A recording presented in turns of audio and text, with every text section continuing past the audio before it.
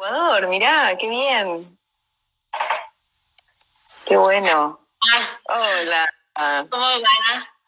¿Cómo estás? ¿Bien? Hola, Alejandra. Hoy Alejandra tiene una gran noticia. ¡Chachán! Qué vergüenza, sí, me acabo de recibir de especialista. Eso, de la especialización. Sí, licenciada, ya soy hace una década. Así que estoy así como liberada, catártica. ¡Ay, sí! Por eso pensamos que no iba a poder estar Alejandra, así que estamos de los más contentos que ahora nos acompaña. Buenísimo. Sí, gracias Lala, dice que explicamos espectacular. Violén es la... Muchas gracias. Bueno, muchas gracias. Así que hoy no hubo preproducción. Uy, me pusiste medio pixelada, ahí está. ¿Sí? Así que me vas a sorprender a mí y al público. Porque esto fue recién, hace los últimos instantes. Sí, champán, todo. Sí, champán a full. Les voy a decir algo lindo. Cada vez que ustedes tengan algo nuevo, algún logro así como este, tienen que abrir champán. No importa el tipo de champán que tengan, ¿sí? Mejor, peor, y mojan la entrada de su casa con champán. Así que eso. Así ¿Hay que producción? Sí, que alguien me traiga champán. Ya hay que ir a comprar el champán. Tengo otro tipo de bebidas espirituosas, ¿no vale otro tipo de bebidas espirituosas? No sé, podemos, bueno, está bien. Yo iría a buscar un champán. Bueno, felicitaciones, producción. Gracias, Belén. Arranquemos. Arrancamos. Bueno, hoy vamos a trabajar algo que es muy importante en la clínica, que tiene que ver con esas palabras raras que trabajamos los psicoanalistas. Vieron que muchas veces decimos, bueno, hay que castrar a la madre, ¿no?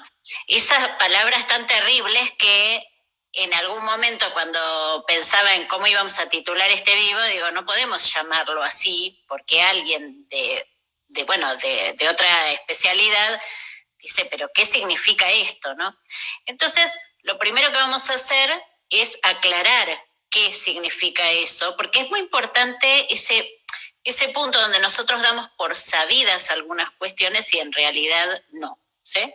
Es decir, castrar a la madre en psicoanálisis, vamos a decir así, freudiano, tiene que ver con inscribir la falta, ¿sí?, en el discurso materno.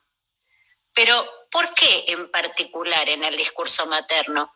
Porque el discurso tiene la particularidad, el significante de tener una fijeza que produce un congelamiento en el tiempo, ¿sí? Entonces, por ejemplo, ustedes recuerdan que cuando Lacan, la versión lacaniana, ¿no?, de esto es tachar al gran otro, ¿sí? Yo les hago la A mayúscula tachada. Es la versión lacaniana que no está en los primeros seminarios, ¿eh? La tachadura la toma de Heidegger, Lacan, pero bueno, con el correr de los seminarios, no desde el principio. ¿Qué hace Lacan en los primeros seminarios? Cuando empieza a hablar, en el seminario 3 empieza con el tema de la lingüística. Vieron que pone mucho el acento en que si alguien dice, no me acuerdo si usa la palabra elefante, no, dinosaurio, no recuerdo, aparece, dice, si uno nombra esto, aparece, ¿no? Y cobra como una consistencia, ¿no?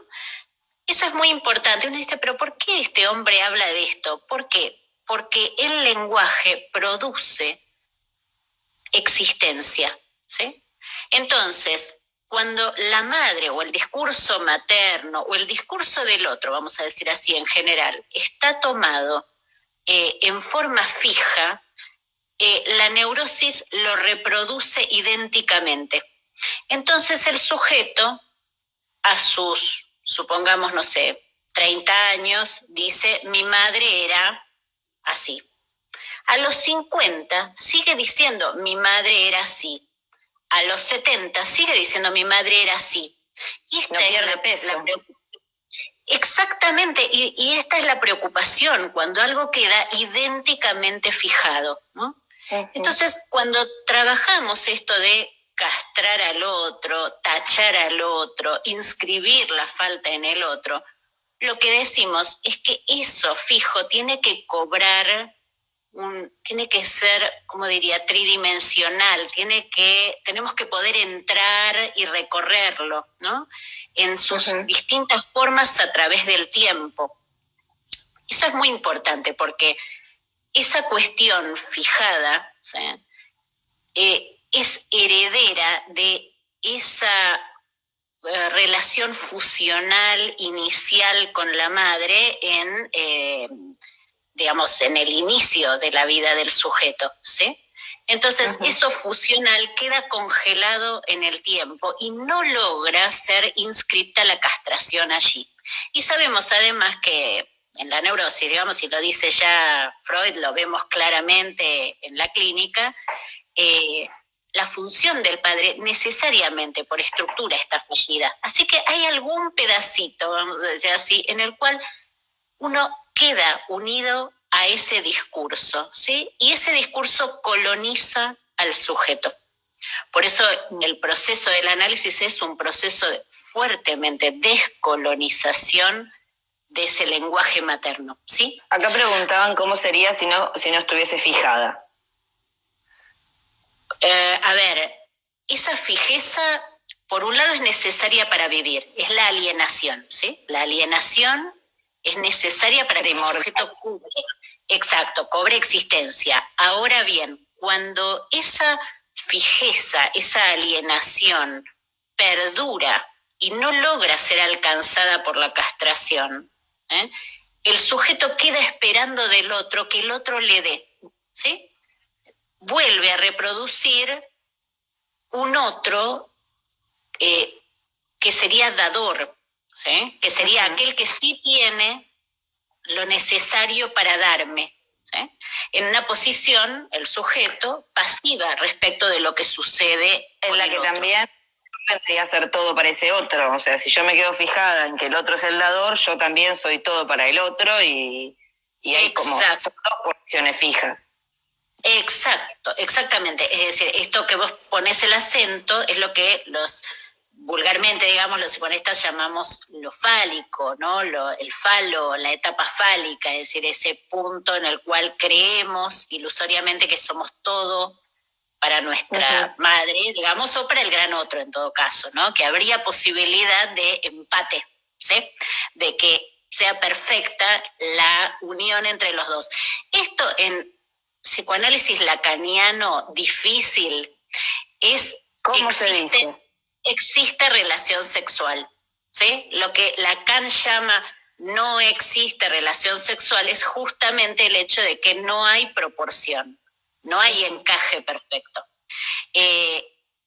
La idea, esta ilusión de que nosotros seguimos unidos con nuestra madre es realmente un punto en el cual el sujeto no quiere saber que no existe y refrenda ese sí existe relación sexual, ¿sí?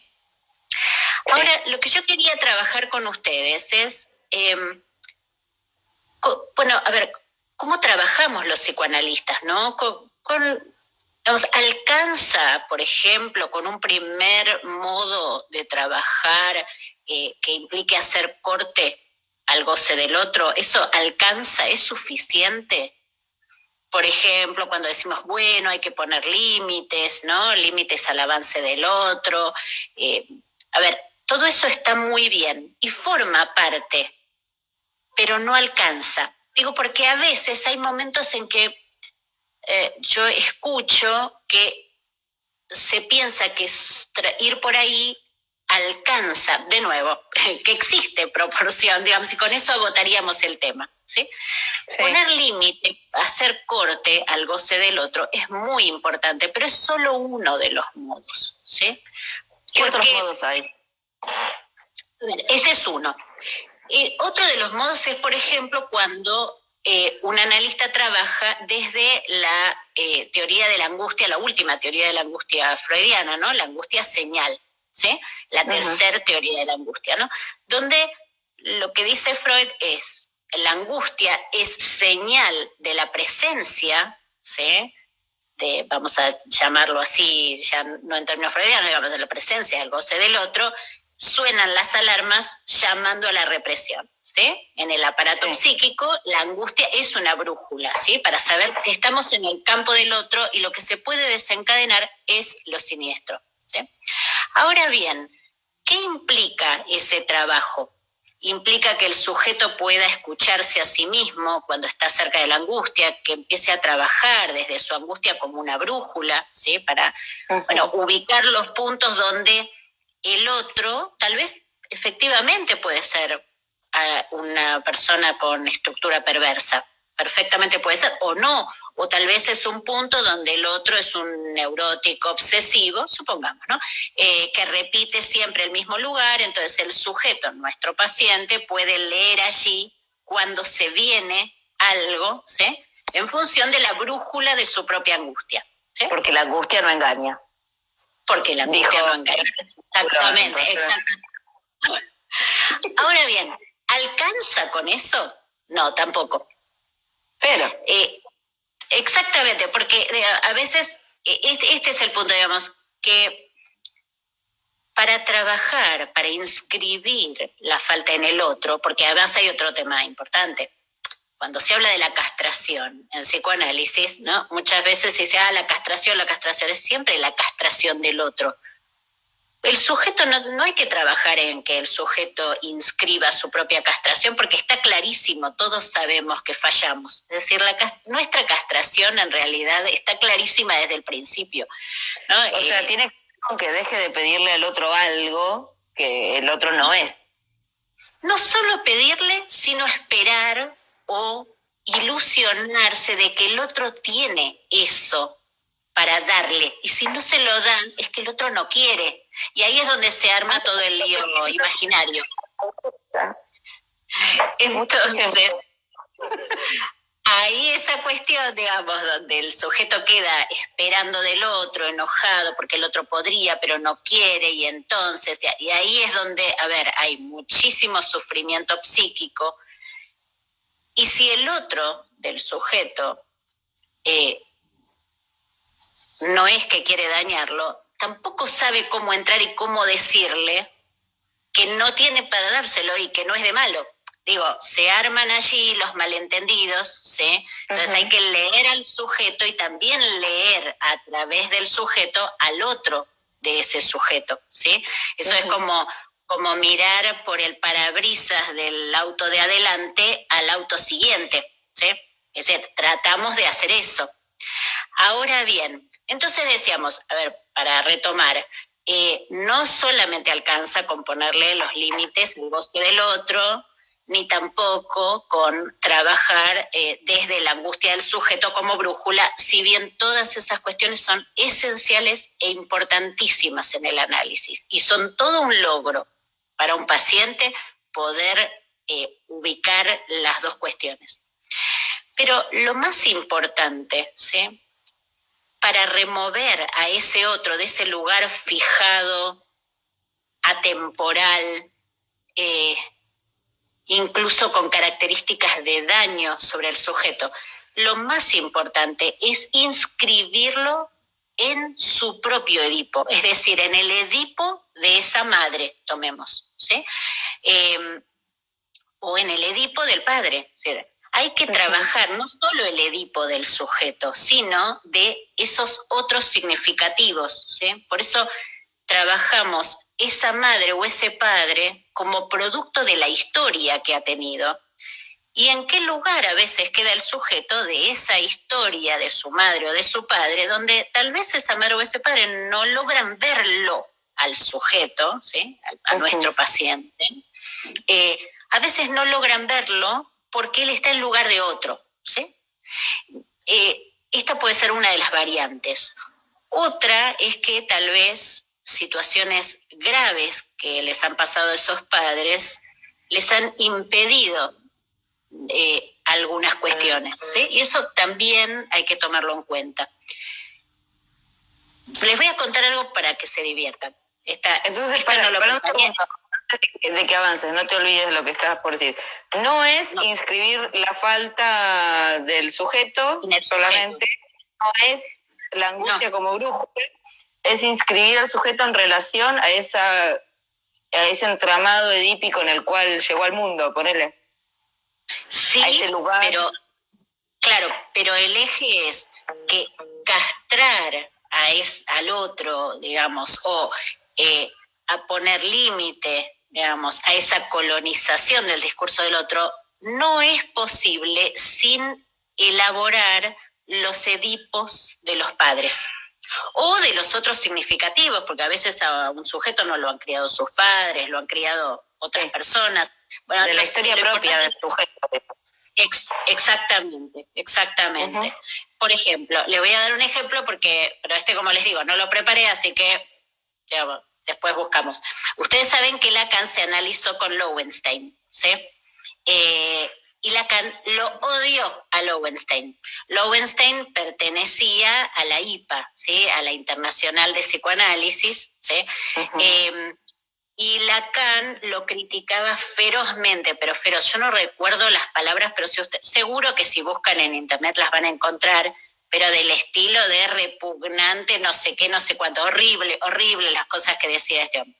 Pero Lacan estaba obligado, en su temprano momento, digamos, a analizarse con Lowenstein, porque era un miembro didacta de la Internacional de Psicoanálisis, y entonces si Lacan quería funcionar dentro de esa institución, era necesario, ser analizado por tal y que tal diera cuenta del análisis. Bueno, terminaron los dos muy peleados, ¿no?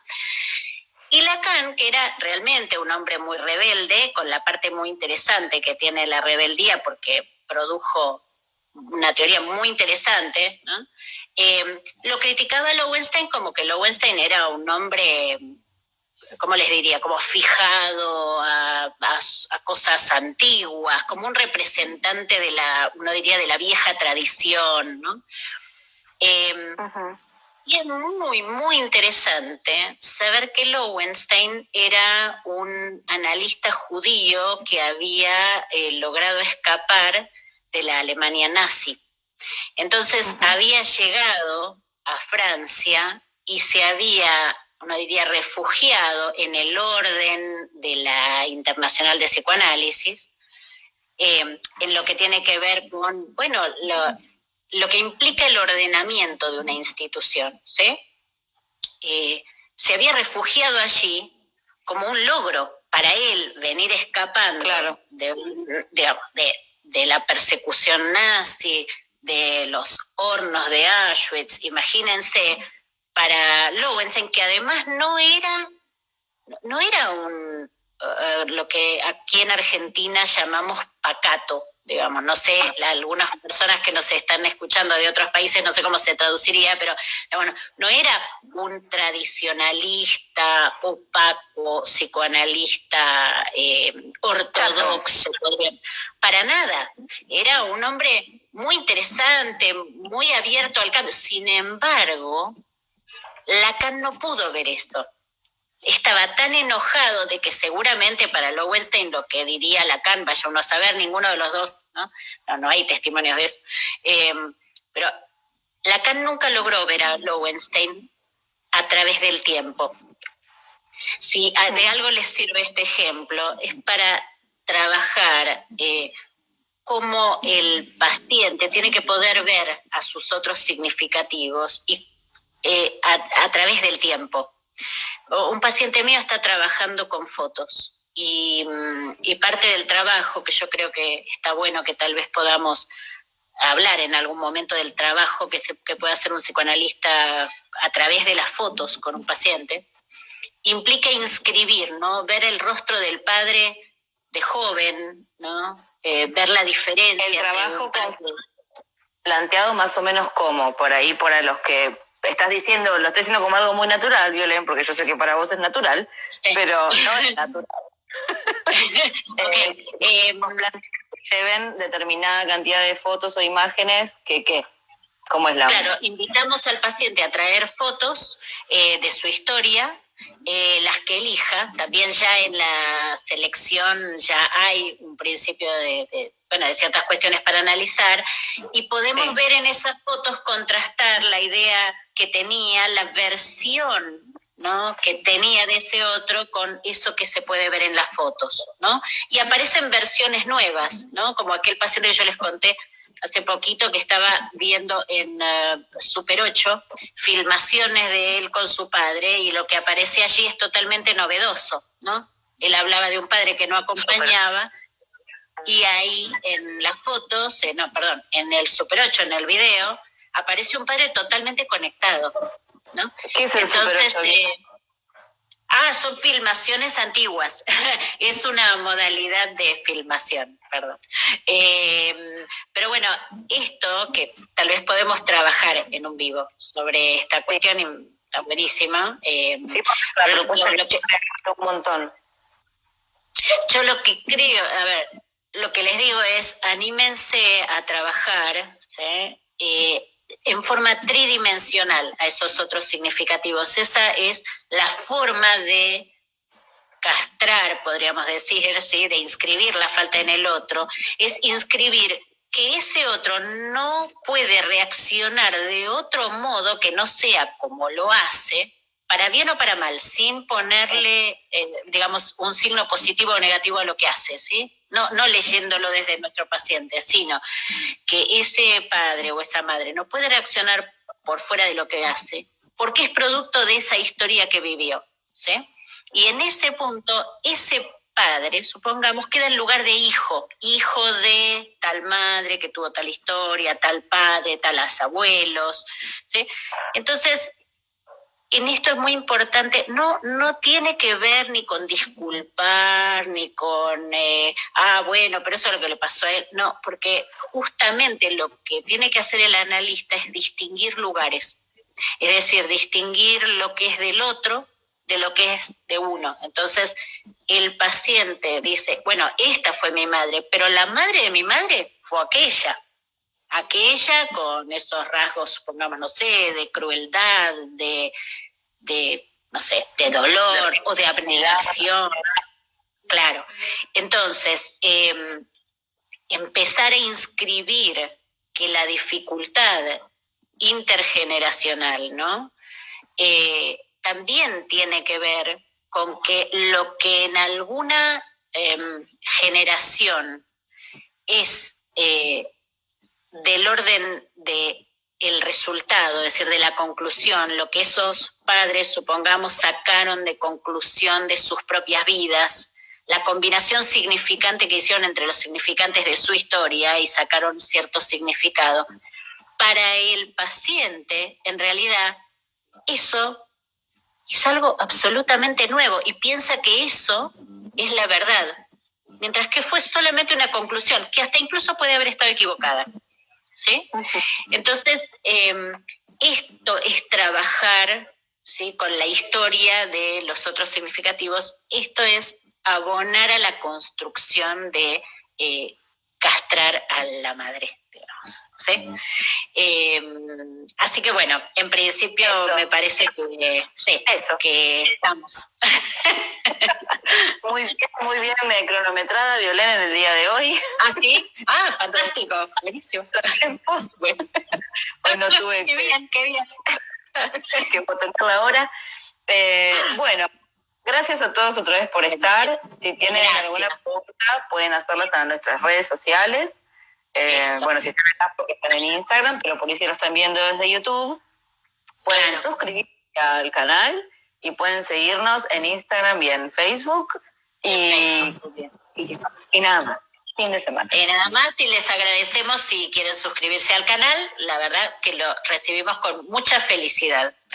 Bien. Bueno, Violeta, nos veremos el viernes siguiente para un nuevo vivo de Charlas en Rayuela. Eso, y gracias, Ale, por estar hoy. Y festejamos contigo. Nos vemos.